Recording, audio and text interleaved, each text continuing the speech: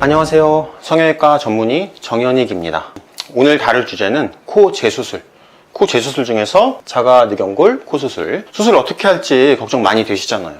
그래서 코 재수술 관해서 솔직하게 한 말씀 드리려고 준비했어요. 성형외과 전문의로서, 그리고 그 중에 코 재수술 전문가로서 말씀을 드리자면 코 수술 반복적으로 해서 좋을 게 1도 없어요. 그리고 기왕이면 첫 수술로 끝내는 게 좋아요.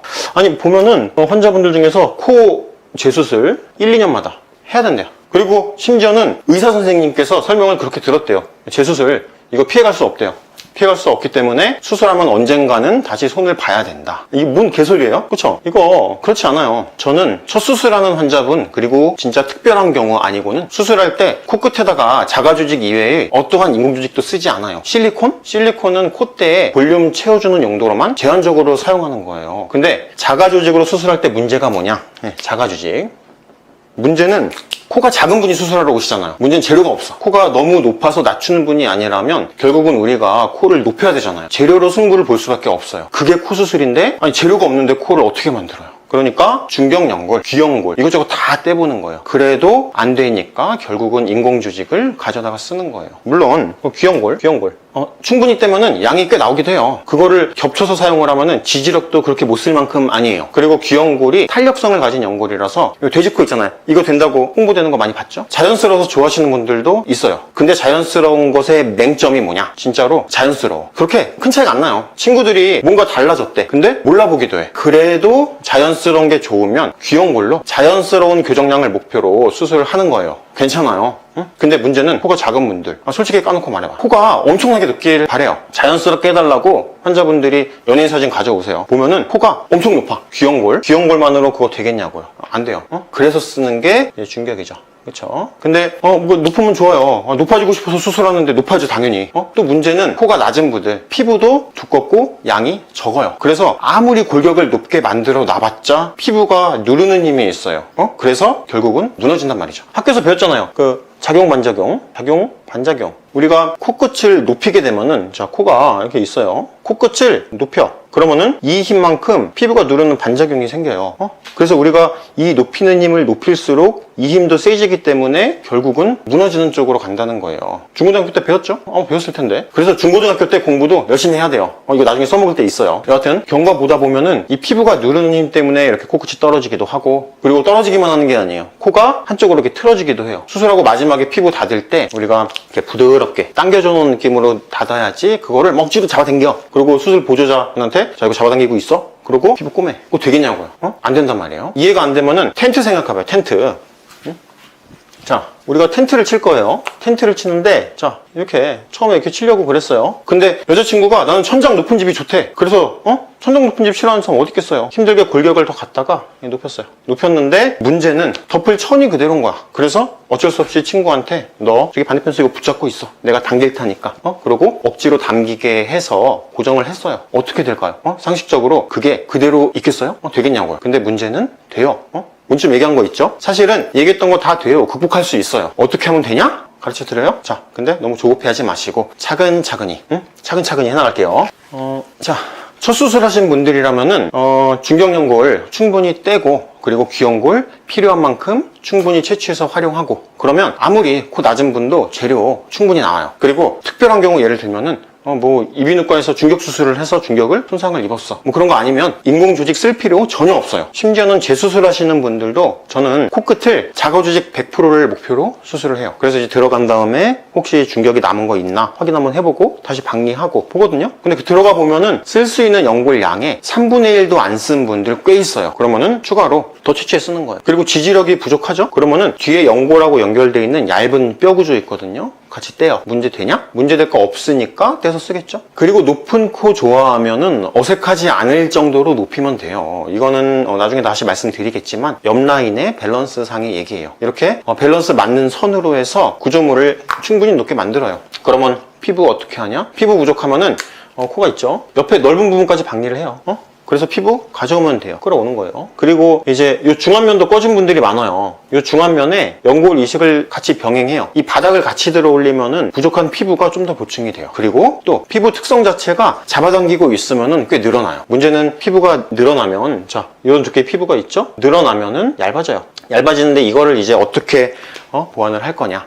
그거는 이제 코끝 교정 양을 조정해주고, 그리고 필요하면 피부 양을 보완하는 조직 이식 수술을 병행하는 거예요. 근데 맞아요, 안 되는 경우도 있어요. 이때 바로 자가늑연골 쓰는 거예요. 환자분들 보면은 자기가 보기에도 원장님한테 미안할 정도로 코가 너무 작어, 코가 아니면은 너무 짧아, 아니면 코 수술을 몇 번 했는데 다 망했어, 코가 이렇게 들렸어. 얼마 전에 저희 직원분 한 분도 딱 이랬어요. 코가 너무 작고, 저도 걱정 많이 했거든요. 피부도 얇아져 있고 문제가 굉장히 많았어요. 근데 자가늑연골로 다 극복했어요. 저도 재수술 많이 하고, 그리고 자가늑연골 많이 쓰는 의사예요. 근데 첫 수술을 자가늑연골로 권하지는 않아요. 재수술하는 분 중에서 조직 손상이 많이 돼 있거나 아니면 흉조직이 많이 발생돼 있어. 옛날에 코 수술하고 실리콘이 막 코끝을 뚫고 나올 것 같아. 아니면 염증이 생겨서 코가 뭐 구축 변형이 오거나 들렸어, 막 뒤틀렸어. 아니면 코를 예쁘게 높이고 싶은데, 충분히 교정하고 싶은데 쓸 재료가 없어. 이때 자가늑연골 쓰는 거예요. 중요한 얘기죠? 안 되는 거, 안 되는 게 있죠? 근데 요거 되게 해주는 게 이게 자가늑연골이라는 거예요. 그냥 되는 거, 그냥 되는 방법으로 하세요. 비중격, 귀연골 쓰세요. 대신에 이상한 거 쓰지 말고 이렇게 귀연골, 비중격, 자가조직 100%로 활용해갖고 수술하시면 괜찮아요. 중요한 거, 이때 절대로 차선책이 인공 조직이 되면은 안 돼요.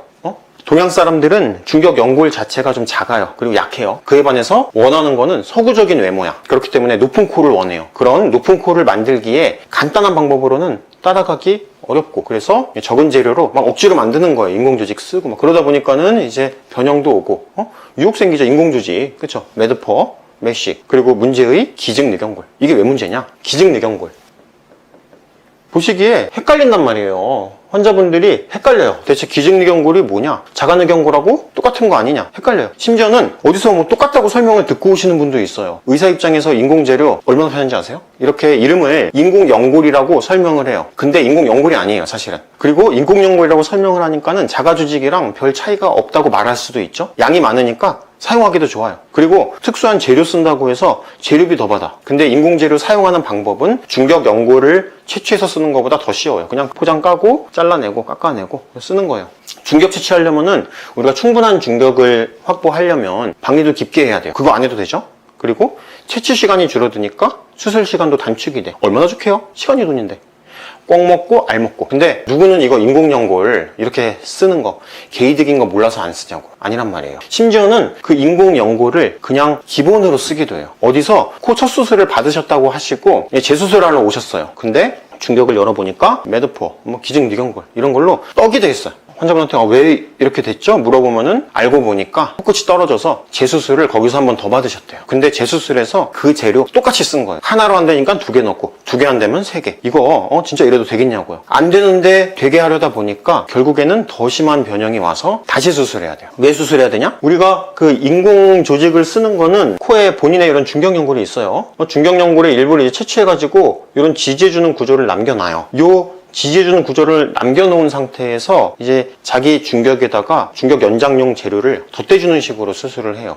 근데 인공 재료를 사용했을 때 제일 문제가 여기다 덧대주죠? 그러면은 본인의 이 중격 구조가 망가져요. 자기 중격 구조가 다 망가진다는 얘기예요. 요즘에는 옛날처럼 실리콘만 그냥 쑥 집어넣는 거 아니거든요. 중격에 조직이식해서 자기 중격을 연장하는 게 우리 트렌드인데, 중격 연장용으로 인공 재료를 쓴다는 거예요. 인공 재료를 쓰니까 문제가 말씀드린 것처럼 중격이 약해지고 이물 반응 때문에 그러는 거예요. 근데 중격을 연장하는 재료가 다 이렇게 수술하는 거다 보니까는 덧대주는 재료? 거기다 또 덧대거든요? 구조가 약해져 있어. 덧댄다고 되냐고요. 자리 잡고 있는 기본 구조가 인공물 때문에 망가지니까 안에서 코를 지지하는 구조 망가지죠. 코끝에 만들어준 거 그대로 있겠냐고요. 당연히 같이 떨어지는 거예요. 떨어지니까. 그쵸? 근데 만약에 모든 환자가 다 이런다면은 이거 인공연골 누가 써요? 그쵸? 사용하는 거 벌써 문제됐겠죠? 퇴출됐겠죠? 저도 사실은 자가조직 100%가 목표예요. 근데 만약 환자분이 늑연골도 쓰기 싫고 코는 높이고 싶대. 욕심은 많아요. 근데 연골 추가 채취하기는 싫어. 아픈 거도 싫고 코는 높이고 싶은데 다 싫으면 어떡해? 저도 이런 경우에는 자가조직으로 우리가 사용을 할 수 없으니까 인공조직 써야 되고, 대신에 자가조직 최대한 확보를 해서 인공조직을 노출이 그대로 안 되게 커버해주면서 과교정도 하지 않고 써요. 조금 써요. 문제는 예측 가능성이 문제예요. 우리가 인공조직을 쓰게 되면은 일부는 흡수도 되고 중격을 약하게 하면서 변형도 생길 수 있고, 물론 뭐 안 올 수도 있어요. 안 올 수도 있지만 생각을 해보세요. 곧 헤어질 애인이야. 근데 명품 가방 선물해 주실 거냐고요? 명품 시계 사주실 거예요? 코 수술 비용 웬만한 명품 가방 비용이에요. 물론 수가 떨어지고 명품 가격은 많이 올랐고, 그래서 사실은 수술비가 더 싸긴 해요. 안타까운 사실이죠. 근데 코 수술한다는 걸 명품에 비교한다는 게 좀 그렇긴 하지만 어쨌든 불확실성에 투자를 한다는 거, 그거는 쉬운 일 아니에요. 비용적인 것뿐만 아니라 수술 받는 거, 그거 쉬운 게 아니거든요. 그 스트레스 받는 과정을 반복적으로 겪는다는 것 자체가 힘들잖아요. 사랑이야. 뭐 그래도 뭐 다시 사랑하고 이별하고 사랑하고 이별하면서 성숙하지만 코 수술 굳이 그럴 필요 없잖아요. 그래도 기왕이면은 한 번에 끝내고 평생 같이 사는 게 낫죠. 그쵸? 여하튼 코 재수술, 자가늑연골 왜 때문에 쓰냐? 답변이 좀 됐나요? 사실은 그 코 재수술 관련해서 할 말 많아요. 사실은 코 그 자가늑연골을 활용하는 방법도 사실 다 똑같은 게 아니에요. 근데 문제는 의료법이라는 거, 내 방법이랑 다른 방법 비교해서 설명해 드리는 거, 상대적으로 내 방법이 더 낫다 이런 거 말씀드리는 거, 상대방 방법은 문제가 있다 얘기하는 거, 의료법상 불법이에요. 그래서 환자분들한테는 사실 좀 안타까운 현실이죠. 그래도 제가 말씀드릴 수 있는 건 자가늑연골 수술의 장단점, 장점, 단점, 요거 말씀드리는 거는 불법이 아니거든요. 이거 비교하는 거 아니에요. 비교하는 거 아니고 장단점에 대해서만 다시 말씀드려 볼 거예요. 뭐 자세한 내용은 이번에 다 얘기해드리면 재미없으니까 나머지는 다음에